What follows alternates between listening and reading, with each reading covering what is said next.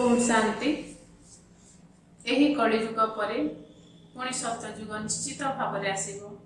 से आज विशेषकर परमात्मा युवा मानक कहते जे तांकर समस्त मानक केमिति ज्ञान रे आनिबे एवं यही ज्ञान देला बेले डरिबा उचित नुहे, कारण स्वयं परमपिता परमात्मा आसी यही ज्ञान देउचंती। सेथिपई आमे समस्ते निडर होई परमात्मा ज्ञान आमे सुनेबा। आमे समस्ते होचु ब्राह्मण माने, ब्राह्मण माने ही पुणी देवता हेबे। देवता माने पुणी क्षत्रिय वैश्य शूद्र आसिके आमे विपतित हो जाइछे। सेथिपई पुणी परमात्मा आमको श्रेष्ठ मत दौचंती, जोटा कि श्रीमत। से श्रीमत केही मत दे पारिबे नाही परमात्मा को बिना। आसंतु आज आमे सुनिबा 8 जनवरी 2021 प्रातः मुरली। बाबा कहते मीठे बच्चे तुमर नशा रहिबा उचित जे आमे ब्राह्मण रु ही देवता हेउछु। आम ब्राह्मण मानकु ही बाबांकर श्रेष्ठ मत मिलुछि। आज बाबा प्रश्न हैला न्यू ब्लड अर्थात युवा अवस्थार पिला मानक भितरे क्यों शौक एवं क्यों निशा रहिबा उचित। बाबा उत्तर हैला एही दुनिया जहा कि पुरुणा कलिजुगी होई जाइछि ताकू नुआ सत्यजुगी दुनिया रे परिणत करिवार अर्थात पुरुणा को नुआ करिवार शौक रहिबा दरकार। कन्या मानकु न्यू ब्लड कहा जीव, तेणु से माने निजर समस्कंद साथी मानकु जागृत करिबा दरकार। निज भितरे आत्मिक निशा को बजाय रखिबा दरकार। भाषण करिबारे मध्य सेमानक भितरे बहुत मस्ती अर्थात निशा रहिबा दरकार। आजर गीत हैला रात के राही थक मत जाना, सुबह के मंजिल दूर नहीं। ओम शांति। पिला माने एही गीतर अर्थ तो बुझिले। वर्तमान भक्ति मार्गर घोर अंधकार रात्रि पूरा हेउछि। पिला माने जानिछंती आमे एबे मुकुटार अधिकारी हेबो। एठारे बसिछु आमर लक्ष्य अछि मनुष्यरु देवता हेबा। जेपरी सन्यासी बुझांती जे तुमे निजकु मयसी भाविले ସେହି रूप होइजिब। ताहा हेला भक्ति मार्गर दृष्टांत। जेपरी एही दृष्टांत मध्य रहिछि जे राम मांकड़ मानक सेना लेथिले। तुमे एठारे बसिछ जानिछ जे आमे देवी देवता द्विमुकुटधारी हेतु। जेपरी स्कूल रे पढ़िबा समय रे कहंती मु डाक्टर अथवा इंजीनियर हेबी। तुमे जानिछ एही पाठ पढ़ा द्वारा आमे देवी देवता हेबु। एही शरीर छाड़िले आम मस्तक रे मुकुट रहिबो। एहा बहुत खराब छिछि दुनिया अटे ना। नुआ दुनिया हेउछि फर्स्ट क्लास दुनिया, पुराना दुनिया बिल्कुल थर्ड क्लास दुनिया। एहा तो विनाश होबाकु जाउछि। विश्वर रचयिता ही नुआ विश्वर मालिक करैबे। अन्य केही एही पाठ पढ़ाई पारिबे नाही। शिव बाबा ही तुमको पाठ पढ़ाई सिखाउछंती। बाबा बुझाउछंती संपूर्ण आत्म अभिमानी होई गले बाकी आउ कोन दरकार। तुमे तो ब्राह्मण हट। जानिछ जे आमे देवता हेबाकु जाउछु। देवता माने केते पवित्र थिले। एठारे केते पतित मनुष्य अछंती। जदिओ चेहरा मनुष्यर हेले चरित्र देख कि परि। जे कि देवता मानकर पूजारी सेमाने निजे मध्य तांक आगरे महिमा गान करुछंती। आपण सर्वगुण संपन्न 16 कला संपूर्ण अटंती। आमे निजे विकारी पापी अटु। तांकर मनुष्य परि चेहरा होइथिले मध्य तांक पाखरे जाई महिमा गान करिथांती। निजकु विकारी पापी बोली कहउछंती। आम भितरे कौनसी गुण नाही। मनुष्य अर्थ मनुष्य। एबे तुमे जानिछ जे आमे परिवर्तन होई देवता हेबु। कृष्णपुरी को जीवा पाई कृष्णंकर पूजा करिथांती किंतु जणा नहीं जे केबे जीवे भक्ति करुछंती भगवान आसी भक्तिर फल देवे। प्रथमे तो यही निश्चय हेबा दरकार जे किए आमको पाठ पढ़ाउछंती एहा हेउची श्री श्री शिव बाबांको मत। शिव बाबा तुमको श्रीमत देउछंती जहाँको एहा जणा नहीं से किपरि श्रेष्ठ होई पारिबे। एते सबु ब्राह्मण श्री श्री शिव बाबांको मतरे चालुछंती परमात्मांको मत ही श्रेष्ठ करा जाउची। जहाँको भाग्यरे थिबो तांको बुद्धिरे बसिबो नचेत किछि हेले बुझिबे नाही। जेते बेले बुझिबे सेते बेले खुशी होई सहयोग करिबारे लागि पड़िबे। केतेक तो जानि नाहंती तांको कोन जणा ये किए सेथिपाई बाबा काहा सहित मिशंती नाही। सेमाने तो आहुरी निज मत बाहर करिबे श्रीमत को तो न जानिबा कारणरू तांको मध्य निज मत देबाकू लागि पड़िथांती। एबे बाबा आसिछंती 5000 वर्ष पूर्व सदृश्य बाबा आसी तुम मानक सहित मिशुछंती जहाँको जणा नहीं जे एपरि प्रत्युत्तर दे पारिबे नाही। पिला मानकू पाठ पढ़ार बहुत निशा रहिबा उचित एहा बहुत श्रेष्ठ पाठ पढ़ा अटे किंतु माया मध्य बहुत विरोधी अटे। तुमे जानिछ जे आमे सेही पाठ पढ़ुचु जहा द्वारा आमे द्विमुकुटधारी होई पारिबा। भविष्यत जन्म जन्मांतर पाई द्विमुकुटधारी हेबा तेणु सेथिपाई एहीपरि पुरुषार्थ करिबा दरकार ना। एहाकु राजयोग बोली कहा जाउची। केते आश्चर्य अटे बाबा सर्वदा बुझौछंती लक्ष्मी नारायणकर मंदिर को जाओ पूजारी मानकु मध्य तुमे बुझेई पारिबो। पूजारी माने मध्य काहाकु बसी बुझेई पारिबे जे लक्ष्मी नारायण को एही पद किपरि मिलेला ये किपरि विश्वर मालिक हेले एही परि बुझेइले पूजारी मानकर सम्मान बढ़ी जिवो। तुमे कहि पारिबो आमे तुमको बुझाउचु लक्ष्मी नारायण को एही राज्य किपरि मिलेला। गीतारे मध्य भगवान वाच रहिछि ना मु तुमको राजयोग शिखाई राजा मानकर राजा कराउछि। तुमे तो स्वर्गवासी हेउछ ना तेणु पिला मानकर केते निशा रहिबा उचित जे आमे एही परि हेउछु। भले एठारे निजर एवं भविष्य राजत्वर चित्र मध्य एकत्र तैयारी कर तळे तुमर चित्र एवं उपरे राजत्वर चित्र एथिरे कोनोसी खर्च तो नाही ना। राजा पोशाक तो तुरंत व्यवस्था होई पारिबो तेबे घड़ी को घड़ी स्मृति रहिबो जे आमे देवता हेउछु। उपरे शिव बाबांकर चित्र मध्य रखि पारिबा एही चित्र मध्य तैयारी करिबाकू हेबो। तुमे मनुष्यरु देवता हेउछ एही शरीर छाड़ी जाई आमे देवता हेबु काहीकि ना एबे आमे राजयोग शिखुछु। तेणु एही फोटो मध्य साहाय्य करिबो। उपरे शिव बाबा पुणी राजत्वर चित्र तळे तुमर साधारण चित्र शिव बाबा ठारू राजयोग शिखी आमे द्विमुकुटधारी देवता हेबाकू जाउछु।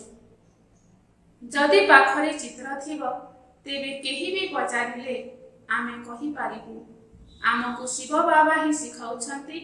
चित्र देखिबा द्वारा पिलांकर निशा बढ़ी जिवो। भले दुकान रे मध्य एही चित्र रखि दियो। भक्ति मार्ग रे ब्रह्मा बाबा नारायणकर चित्र रखुथिले पॉकेट रे मध्य रखुथिले। तुमे मध्य निजर फोटो रख जहा द्वारा स्मृति रे रहिबा जे आमे देवी देवता हेबाकू जाउछु। बाबा को मने पकईबार उपाय खोजिबा दरकार। बाबा को भूलिबा द्वारा ही तड़कू खसी जाउछंती। विकारग्रस्त हेले पुणी लज्जा लागिबो। चिंतन आसीबो जे एबे तो एही भली देवता होई पारिबे नाही। हार्ट फेल होई जिवो तेबे मु देवता की परि हेबी। बाबा कहउछंती जेउ माने विकारग्रस्त हेउछंती तांकर फोटो बाहर करि दियो। कुह ତୁମେ ସ୍ୱର୍ଗକୁ ଯିବା ପାଇଁ ଯୋଗ୍ୟ ନୁହେଁ। ତୁମର ପାସପୋର୍ଟ ସମାପ୍ତ ହୋଇଗଲା। ନିଜେ ମଧ୍ୟ ଅନୁଭବ କରିବେ ଯେ ମୁଁ ତଳକୁ ଖସିଗଲି। ଏବେ ମୁଁ ସ୍ୱର୍ଗକୁ କିପରି ଯିବି? ଯେପରି ନାରଦର ଉଦାହରଣ ଦେଉଛନ୍ତି, ତାଙ୍କୁ କୁହାଗଲା, ତୁମେ ନିଜର ଚେହେରା ତ ଦେଖ, ଲକ୍ଷ୍ମୀଙ୍କୁ ବରଣ କରିବା ପାଇଁ ଯୋଗ୍ୟ ହୋଇଛ। ତେବେ ମାଙ୍କଡ଼ର ଚେହେରା ଦେଖାଗଲା। ତେଣୁ ମନୁଷ୍ୟମାନଙ୍କୁ ମଧ୍ୟ ଲଜ୍ଜା ଲାଗିବ। ଆମ ପାଖରେ ତ ଏହି ବିକାର ଅଛି, ପୁଣି ଆମେ ଶ୍ରୀନାରାୟଣ ଅଥବା ଲକ୍ଷ୍ମୀଙ୍କୁ କିପରି ବରଣ କରିବୁ? ବାବା ତ ସବୁ ଯୁକ୍ତି ବତାଉଛନ୍ତି, କିନ୍ତୁ କେହି ବିଶ୍ୱାସ ରଖିଲେ ନା। ମନରେ ବିକାରର ନିଶା ଆସିଲେ ନିଜେ ଭାବନ୍ତି ଯେ ଏହି ହିସାବରେ ଆମେ ରାଜାମାନଙ୍କର ରାଜା ଦ୍ୱିମକୁଟଧାରୀ କିପରି ହେବୁ? ପୁରୁଷାର୍ଥ ତ କରିବା ଦରକାର ନା। ବାବା ବୁଝାଉଛନ୍ତି, ଏହିପରି ଯୁକ୍ତି ରଚନା କର ଏବଂ ସମସ୍ତଙ୍କୁ ବୁଝାଅ। ଏହି ରାଜଯୋଗର ସ୍ଥାପନା ହେଉଛି ଏବେ ବିନାଶ ସମ୍ମୁଖରେ ଦଣ୍ଡାୟମାନ। ଦିନକୁ ଦିନ ତୁଫାନ ଜୋରରେ ହେବ। ବମ୍ ଆଦି ମଧ୍ୟ ତିଆରି ହେଉଛି। ତୁମେ ଏହି ପାଠ ପଢୁଛ ଭବିଷ୍ୟତ ଉଚ୍ଚ ପଦ ପାଇବା ପାଇଁ। ତୁମେ ଥରେ ମାତ୍ର ପତିତରୁ ପାବନ ହେଉଛ। ମନୁଷ୍ୟ ବୁଝୁନାହାନ୍ତି ଯେ ଆମେ ନର୍କବାସୀ ଅଟୁ, କାହିଁକି ନା ପଥର ବୁଦ୍ଧି ଅଟନ୍ତି। ଏବେ ତୁମେ ପଥର ବୁଦ୍ଧିରୁ ପାରସ ବୁଦ୍ଧି ହେଉଛ। ଭାଗ୍ୟରେ ଥିଲେ ତୁରନ୍ତ ବୁଝିବେ, ନଚେତ୍ ତୁମେ ଯେତେ ମୁଣ୍ଡ ପିଟିଲେ ମଧ୍ୟ ବୁଦ୍ଧିରେ ପଶିବ ନାହିଁ। ବାବାଙ୍କୁ ନ ଜାଣିଥିବା ଯୋଗୁଁ ନାସ୍ତିକ ଅଟନ୍ତି, ଅର୍ଥାତ୍ ଧନୀଙ୍କର ନୁହେଁ। ତେଣୁ ଧନୀଙ୍କର ହେବା ଦରକାର ନା, କାରଣ ତୁମେ ଶିବ ବାବାଙ୍କର ସନ୍ତାନ ଅଟ। ଏଠାରେ ଯେଉଁମାନଙ୍କ ପାଖରେ ଜ୍ଞାନ ଅଛି, ସେମାନେ ନିଜର ପିଲାମାନଙ୍କୁ ବିକାରରୁ ବଞ୍ଚାଇବେ। ଅଜ୍ଞାନୀ ଲୋକେ ନିଜ ସଦୃଶ୍ୟ ପିଲାମାନଙ୍କୁ ମଧ୍ୟ ମାୟାରେ ଫସାଉଛନ୍ତି। ତୁମେ ଜାଣିଛ, ଏଠାରେ ବିକାରରୁ ବଞ୍ଚା ଯାଉଛି। କନ୍ୟାମାନଙ୍କୁ ତ ପ୍ରଥମେ ବଞ୍ଚାଇବା ଦରକାର। ମାତା ପିତା ତ ଯେପରି ପିଲାମାନଙ୍କୁ ବିକାରୀ ଜୀବନ ପ୍ରତି ଧୋକା ଦେଉଛନ୍ତି। ତୁମେ ଜାଣିଛ, ଏହା ଭ୍ରଷ୍ଟାଚାରୀ ଦୁନିଆ ଅଟେ। ତେଣୁ ଶ୍ରେଷ୍ଠାଚାରୀ ଦୁନିଆ ଚାହୁଁଛନ୍ତି। ଭଗବାନ ବାଚ, ମୁଁ ଯେତେବେଳେ ଶ୍ରେଷ୍ଠାଚାରୀ କରିବାକୁ ଆସୁଛି, ସେତେବେଳେ ସମସ୍ତେ ଭ୍ରଷ୍ଟାଚାରୀ ହୋଇଯାଇଛନ୍ତି। ତେଣୁ ମୁଁ ସମସ୍ତଙ୍କୁ ଉଦ୍ଧାର କରୁଛି। ଗୀତାରେ ମଧ୍ୟ ଲେଖାଯାଇଛି, ଭଗବାନଙ୍କୁ ହିଁ ସାଧୁ ସନ୍ଥ ଆଦି ସମସ୍ତଙ୍କୁ ଉଦ୍ଧାର କରିବାକୁ ଆସିବା ପାଇଁ ପଡ଼ିବ। ଏକମାତ୍ର ଭଗବାନ ବାବା ଆସି ସମସ୍ତଙ୍କୁ ଉଦ୍ଧାର କରୁଛନ୍ତି। ଏବେ ତୁମେ ଆଶ୍ଚର୍ଯ୍ୟ ହେଉଛ, ମନୁଷ୍ୟ କେତେ ପଥର ବୁଦ୍ଧି ହୋଇଯାଉଛନ୍ତି। ବର୍ତ୍ତମାନ ବଡ଼ ବଡ଼ ଲୋକମାନେ ଯଦି ଜାଣିବେ ଯେ ଗୀତାର ଭଗବାନ ଶିବ, ତେବେ ଜଣା ନାହିଁ କ'ଣ ହୋଇଯିବ। ହାହାକାର ହୋଇଯିବ। କିନ୍ତୁ ଏବେ ଡେରି ଅଛି, ନଚେତ୍ ସମସ୍ତଙ୍କର ଆଡ୍ଡାସ୍ଥଳୀ ଏକଦମ ଦୋହଳିଯିବ। ବହୁତଙ୍କର ସିଂହାସନ ଦୋହଲୁଛି ନା। ଲଢ଼େଇ ହେଲେ ଜଣାପଡ଼େ ଏହାଙ୍କର ସିଂହାସନ ହଲୁଛି। ଏବେ ପଡ଼ିଯିବେ। ବର୍ତ୍ତମାନ ଏହା ଦୋହଳିଲେ ବହୁତ ହଲଚଲ ହୋଇଯିବ। ଆଗକୁ ଗଲେ ଏସବୁ ନିଶ୍ଚିତ ହେବ। ପତିତ ପାବନ ସମସ୍ତଙ୍କର ସଦ୍ଗତି ଦାତା ନିଜେ କହୁଛନ୍ତି। ବାସ୍ତବରେ ବ୍ରାହ୍ମଣ ଶରୀର ଦ୍ୱାରା ଶିବ ବାବା ସ୍ଥାପନା କରୁଛନ୍ତି। ସମସ୍ତଙ୍କର ସଦ୍ଗତି ଅର୍ଥାତ୍ ଉଦ୍ଧାର କରୁଛନ୍ତି। ଭଗବାନ ବାଚ, ଏହା ପତିତ ଦୁନିଆ ଅଟେ। ଏମାନଙ୍କର ଉଦ୍ଧାର ମୋତେ ହିଁ କରିବାକୁ ପଡ଼ିବ। ବର୍ତ୍ତମାନ ସମସ୍ତେ ପତିତ ଅଟନ୍ତି। ପତିତ କାହାକୁ ପାବନ କିପରି କରାଇବେ? ପ୍ରଥମେ ତ ନିଜେ ପବିତ୍ର ହେଲେ ହିଁ ଶିଷ୍ୟମାନଙ୍କୁ କରାଇବେ। ଭାଷଣ କରିବାରେ ବହୁତ ମସ୍ତି ଅର୍ଥାତ୍ ନିଶା ରହିବା ଦରକାର। କନ୍ୟାମାନଙ୍କର ନ୍ୟୁ ବ୍ଲଡ୍ କୁହାଯିବ। ତୁମେ ପୁରୁଣାର ନୂଆ କରୁଛ। ତୁମର ଆତ୍ମା ଯାହାକି ପୁରୁଣା ଲୋହ ଯୁଗୀ ହୋଇଯାଇଛି, ତାହା ଏବେ ନୂଆ ସୁବର୍ଣ୍ଣ ଯୁଗୀ ହେଉଛି। ଖାଦ ବାହାରି ଯାଉଛି। ତେଣୁ ପିଲାମାନଙ୍କର ବହୁତ ସଉକ ରହିବା ଉଚିତ। ନିଶାକୁ ସ୍ଥାୟୀ ରଖିବା ଉଚିତ। ନିଜର ସମସ୍କନ୍ଦ ସାଥୀମାନଙ୍କୁ ଉଠାଇବା ଉଚିତ। ଗାୟନ ରହିଛି ଗୁରୁ ମାତା। ମାତା କେବେ ଗୁରୁ ହୁଏ ତାହା ଏବେ ତୁମେ ଜାଣୁଛ। ଜଗଦମ୍ବା ହିଁ ପୁଣି ରାଜରାଜେଶ୍ୱରୀ ହେଉଛନ୍ତି। ପୁଣି ସେଠାରେ କୌଣସି ଗୁରୁ ରହିବେ ନାହିଁ। ଗୁରୁଙ୍କର ପରମ୍ପରା ଏବେ ଚାଲୁଛି। ବାବା ଆସି ମାତାମାନଙ୍କ ଉପରେ ଜ୍ଞାନର କଳସ ରଖୁଛନ୍ତି। ଆରମ୍ଭରୁ ଏପରି ହେଉଛି। ସେଣ୍ଟର ନିମନ୍ତେ କହୁଛନ୍ତି ବ୍ରହ୍ମାକୁମାରୀ ଦରକାର। ବାବା ତ କହୁଛନ୍ତି ନିଜେ ହିଁ ଚଳାଅ। ସାହସ ନାହିଁ। କହୁନାହାନ୍ତି ବାବା ଶିକ୍ଷକ ଆବଶ୍ୟକ। ଏହା ମଧ୍ୟ ଠିକ୍ ସମ୍ମାନ ଦେଉଛନ୍ତି। ଆଜିକାଲି ଦୁନିଆରେ ପରସ୍ପରକୁ ଉପର ଦେଖାଣିଆ ସମ୍ମାନ ଦେଉଛନ୍ତି। ଆଜି ଯିଏ ପ୍ରଧାନମନ୍ତ୍ରୀ ଅଟନ୍ତି କାଲି ତାଙ୍କୁ ଗଦିରୁ ଉଠାଇ ଦେଉଛନ୍ତି। ସ୍ଥାୟୀ ସୁଖ କାହାକୁ ମିଳୁନାହିଁ। ବର୍ତ୍ତମାନ ତୁମ ସନ୍ତାନମାନଙ୍କୁ ସ୍ଥାୟୀ ରାଜ୍ୟ ଭାଗ୍ୟ ମିଳୁଛି। ତୁମକୁ ବାବା କେତେ ପ୍ରକାରରେ ବୁଝାଉଛନ୍ତି। ନିଜକୁ ସର୍ବଦା ହର୍ଷିତ ରଖିବା ପାଇଁ ବହୁତ ଭଲ ଭଲ ଯୁକ୍ତି ବତାଉଛନ୍ତି। ଶୁଭ ଭାବନା ରଖିବାକୁ ହେବ ନା। ଓହୋ, ଆମେ ଲକ୍ଷ୍ମୀ ନାରାୟଣ ହେଉଛୁ। ଯଦି କାହା ଭାଗ୍ୟରେ ନାହିଁ ତେବେ ପୁରୁଷାର୍ଥ କ'ଣ କରିବେ? ବାବା ପୁରୁଷାର୍ଥ ବିଷୟରେ କହୁଛନ୍ତି ନା, ପୁରୁଷାର୍ଥ ବ୍ୟର୍ଥ ଯିବ ନାହିଁ। ଏହା ସର୍ବଦା ସଫଳ ହୋଇଥାଏ। ରାଜଧାନୀ ସ୍ଥାପନ ହୋଇଯିବ। ମହାଭାରତ ଲଢ଼େଇ ଦ୍ୱାରା ବିନାଶ ମଧ୍ୟ ହେବ। ଆମକୁ ତୁମେ ଶକ୍ତି ଭରିଲେ, ଆଗକୁ ତୁମେ ଶକ୍ତି ଭରିଲେ ଏମାନେ ସମସ୍ତେ ଆସିବେ। ଏବେ ବୁଝିବେ ନାହିଁ, ନଚେତ୍ ତାଙ୍କର ରାଜତ୍ୱ ହିଁ ଉଡ଼ିଯିବ। କେତେ ଢେର ଗୁରୁ ଲୋକେ ରହିଛନ୍ତି। ଏପରି ମନୁଷ୍ୟ ନାହାନ୍ତି ଯିଏ ଗୁରୁଙ୍କର ଶିଷ୍ୟ ନ ହୋଇଥିବେ।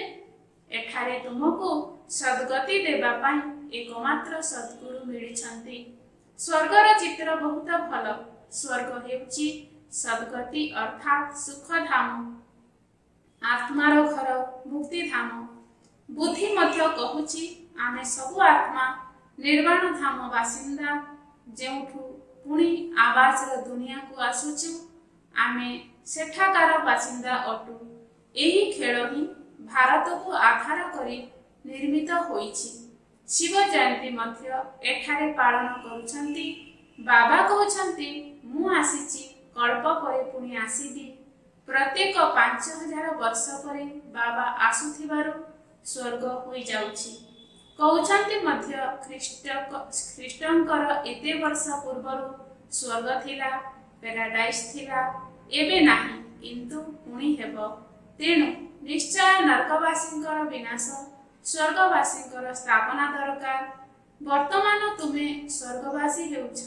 ନରକବାସୀ ସବୁ ବିନାଶ ହୋଇଯିବେ। ସେମାନେ ଭାବୁଛନ୍ତି ଏତେ ଲକ୍ଷ ବର୍ଷ ପଡ଼ିଛି, ପିଲା ବଡ଼ ହେଲେ ବିବାହ କରାଇବାକୁ ତୁମେ କ'ଣ ଏହିପରି କହିବ? ଯଦି ପୁତ୍ର ରାୟ ଅନୁଯାୟୀ ନ ଚାଲିଲା, ପୁଣି ଶ୍ରୀମତ ନେବାକୁ ପଡ଼ିବ ଯେ ସ୍ୱର୍ଗବାସୀ ହେଉନାହିଁ, ତେବେ କ'ଣ କରିବୁ? ବାବା କହିବେ ଯଦି ଆଜ୍ଞାକାରୀ ନୁହନ୍ତି ତେବେ ଯିବାକୁ ଦିଅ। ଏଥିରେ ପକ୍କା ନଷ୍ଟ ମହା ଅବସ୍ଥା ଦରକାର। ଆଚ୍ଛା, ମିଠା ମିଠା ଶିଖିଲତେ ସନ୍ତାନମାନଙ୍କ ପ୍ରତି ମାତା ପିତା ବାପ ଦାଦାଙ୍କର ମଧୁର ସ୍ନେହ ଭରା ସ୍ମୃତି ଏବଂ ସୁପ୍ରଭାତ। ଆତ୍ମିକ ପିତାଙ୍କର ଆତ୍ମିକ ସନ୍ତାନମାନଙ୍କୁ ନମସ୍ତେ। ଆତ୍ମିକ ସନ୍ତାନମାନଙ୍କର ମଧ୍ୟ ଆତ୍ମିକ ପିତାଙ୍କୁ ସୁପ୍ରଭାତ ଏବଂ ସ୍ନେହ ଭରା ସ୍ମୃତି ଏବଂ ନମସ୍ତେ ନମସ୍ତେ ନମସ୍ତେ। ଧାରଣା ପାଇଁ ମୁଖ୍ୟ ସାର। 1 ନମ୍ବର, ଶ୍ରୀ ଶ୍ରୀ ଶିବ ବାବାଙ୍କର ଶ୍ରେଷ୍ଠ ମତରେ ଚାଲି ନିଜକୁ ଶ୍ରେଷ୍ଠ କରିବାକୁ ହେବ। ଶ୍ରୀମତରେ ମନମତ ମିଶାଇବାର ନାହିଁ। ଈଶ୍ୱରୀୟ ପାଠପଢ଼ାର ନିଶାରେ ରହିବାକୁ ଅଛି। 2 ନମ୍ବର, ନିଜର ସମସ୍କନ୍ଦ ମାନଙ୍କର କଲ୍ୟାଣ କରିବା ପାଇଁ ଉପାୟ କରିବାକୁ ହେବ। ସମସ୍ତଙ୍କ ପ୍ରତି ଶୁଭ ଭାବନା ରଖିବା ସହିତ ପରସ୍ପରକୁ ଆନ୍ତରିକ ସମ୍ମାନ ଦେବାକୁ ହେବ। ଉପର ଦେଖାଣିଆ ସମ୍ମାନ ନୁହେଁ। ଆଜିର ବରଦାନ ହେଲା ଆତ୍ମିକ ବ୍ୟାୟାମ ଏବଂ ସ୍ୱନିୟନ୍ତ୍ରଣ ଦ୍ୱାରା ସୂକ୍ଷ୍ମତାର ଅନୁଭବ କରୁଥିବା ଫରିସ୍ତା ହୁଅ। ବରଦାନର ବିସ୍ତାର ହେଲା बुद्धिर सूक्ष्मता बा हालुका पड़िया ब्राह्मण जीवनर व्यक्तित्व अटे। सर्वदा हालुका रहिबा ही महानता, किंतु एथिपाई प्रतिदिन अमृत बेलारे अशरीरी हेबार व्यायाम कर एवं व्यर्थ संकल्पर भोजन ठारू दूरे रुह। एही भली व्यर्थ संकल्प रूपी भोजनर बारण करिबा पाई प्रथमे निज उपरे नियंत्रण रहिबा दरकार। जेउ समय जेउ भली संकल्प रूपी भोजन स्वीकार करिबा दरकार ताहा ही कर। व्यर्थ संकल्पर अत्यधिक भोजन कर नाही, तेबे जाई सूक्ष्म बुद्धि संपन्न होई फरिश्ता रूपर लक्ष्य को प्राप्त करि पारिबो। आजिर स्लोगान हैला महान आत्मा सेही मानकु कहाजिबो जेउ माने प्रति मुहूर्तरे प्रति पादरे सठिक भावरे श्रीमत को पालन करुछंती। अच्छा, ओम शांति।